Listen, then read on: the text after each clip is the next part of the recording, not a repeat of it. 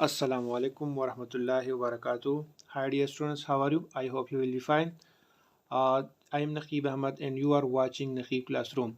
Students आज है unit number 5 में लेक्चर नंबर 10 और आज के इस लेक्चर में हम प्रोपोर्शन को डिस्कस करेंगे कि प्रोपोर्शन क्या है और फिर sampling distribution of sample proportion. ये भी इस लेक्चर में सीखेंगे कि हमने सैम्पल प्रोपोर्शन के लिए सैम्पलिंग डिस्ट्रीब्यूशन को कैसे कंस्ट्रक्ट करना है, कैसे बनाना है।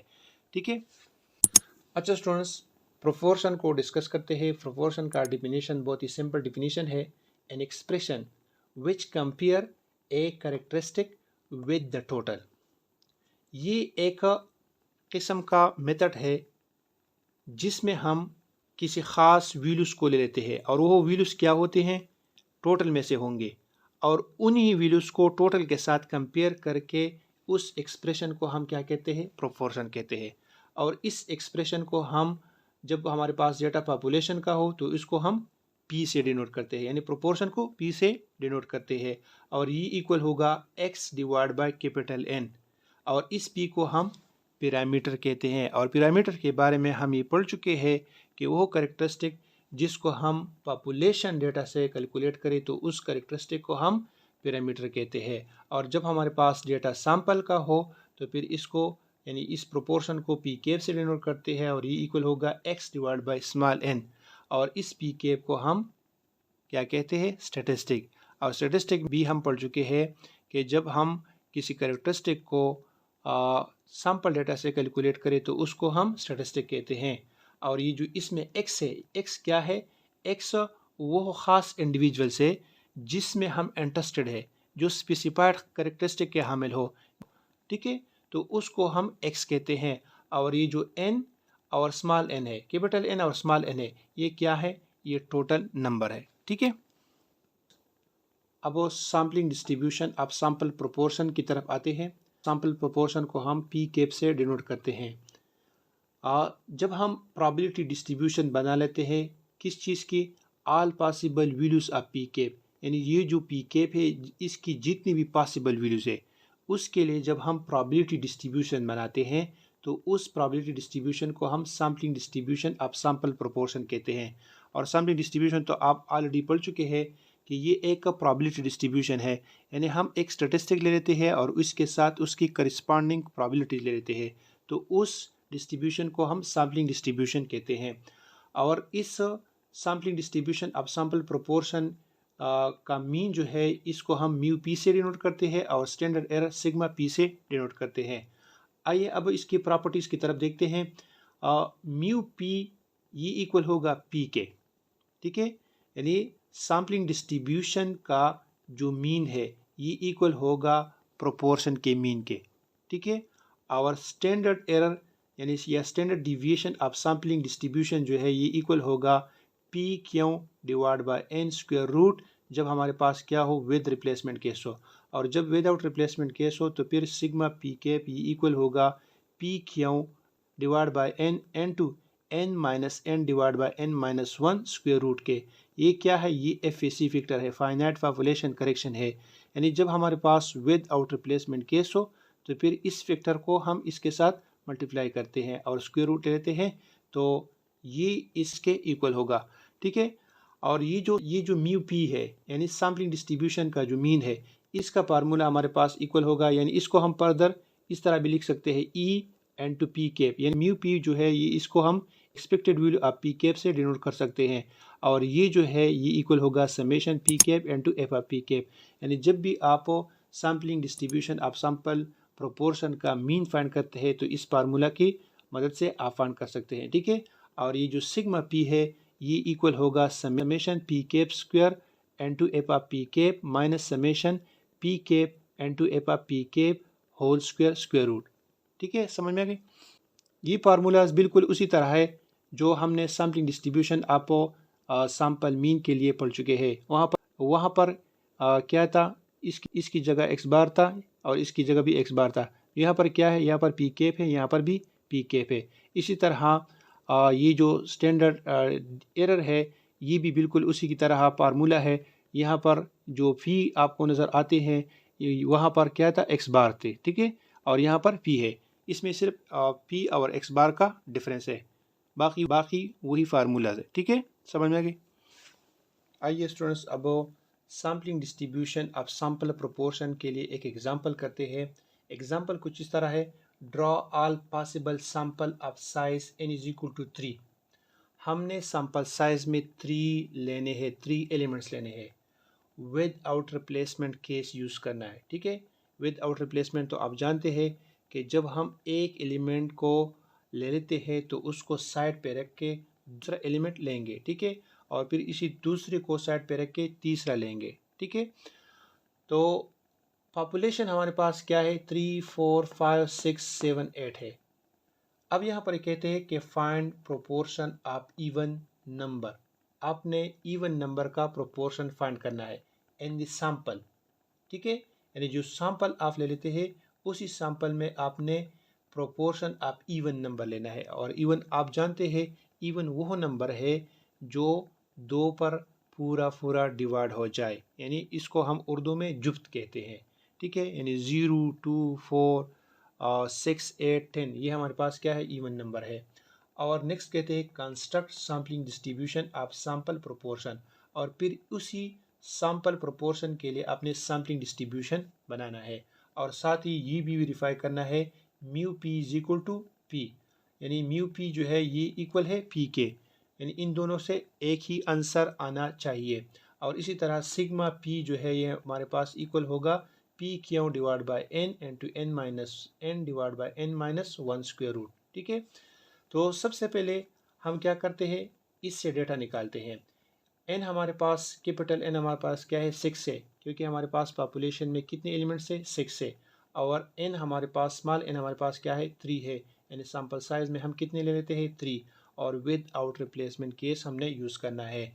चूँकि विद आउट रिप्लेसमेंट केस है तो जब हम ऑल पॉसिबल सैम्पल साइज निकालते हैं तो हम एन सी एन से इसको निकालेंगे।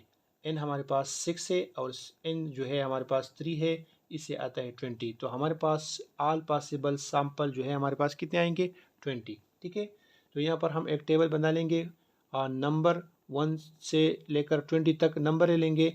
और यहाँ पर सैम्पल और यहाँ पर पी केप। और पी केप जो है इसमें हम क्या ले लेते हैं, यहाँ पर ये कहते हैं कि proportion of even number. P cap में हम प्रोपोर्शन फाइंड करेंगे किस चीज़ की, इवन नंबर की।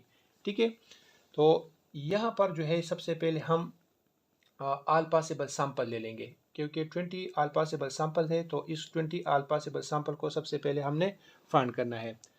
यहाँ पर 3 4 5 ये फर्स्ट सैंपल आ जाएगा, यानी सबसे पहले इस 3 के साथ इन सब को लेना है, यानी 3 4 5 3 4 6 3 4 7 3 4 8, फिर 3 5 6 3 5 7 3 5 8, फिर 6 के साथ 3 को लेना है, 3 6 7 3 6 8, फिर 7 के साथ लेना है 3 7 8। ठीक है, फिर इस 4 के साथ इन सब को लेना है 4 5 6 4 5 7 4 5 8, और फिर 4 6 7 4 6 8।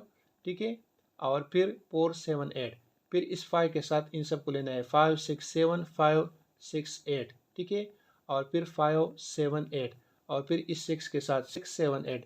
तो ये हमारे पास ऑल पॉसिबल सैंपल्स आ जाएंगे। ठीक है, अब यहाँ पर कहते हैं कि find proportion of even number, तो इसको हम पी केप से डिनोट करेंगे। और प्रोपोर्शन क्या है, प्रोपोर्शन के बारे में हम पढ़ चुके हैं कि ये क्या है, टोटल में हम जिसमें इंटरेस्टेड है तो ये हमारे पास क्या है, प्रोपोर्शन है। तो प्रोपोर्शन ऑफ इवन नंबर कहते हैं, इसमें हमारे पास, इस सैंपल में हमारे पास कितने हैं, 3 है। टोटल हमारे पास कितने हैं, 3 है। और इवन नंबर इसमें है 1। इवन हमारे पास इसमें सिर्फ 4 है। ठीक है, और इसमें हमारे पास 2 है, एक है 4 और दूसरा है 6। ठीक है, इसमें हमारे पास क्या है, 1 है, क्योंकि इसमें सिर्फ 8 है। इसी तरह इसमें 2 है, इसी तरह इसमें 1 है, यानी 6 सिर्फ है। ठीक है, इसमें कोई भी नहीं है। ठीक है, इसमें कोई भी इवन नंबर नहीं है, एंड सो ऑन। ठीक है, इसी तरह आपने ये करना है। फिर ये कहते हैं कि construct sampling distribution of sample proportion, यानी ये जो सैंपल प्रोपोर्शन आपने निकाला है इसका आपने सैम्पलिंग डिस्ट्रीब्यूशन कंस्ट्रक्ट करना है। तो यहाँ पर आपने सैम्पलिंग डिस्ट्रीब्यूशन बनाना है। सबसे पहले आपने यहाँ पर पी कैप लेना है और इसी में से जो सबसे स्मॉल वैल्यू आई है उसको लेना है। तो इसमें सबसे स्मॉल वैल्यू 0 है, फिर 1 ओवर 3 है, फिर 2 ओवर 3 है और फिर 3 ओवर 3 है। ठीक है, फिर इसकी फ्रीक्वेंसी लेनी है।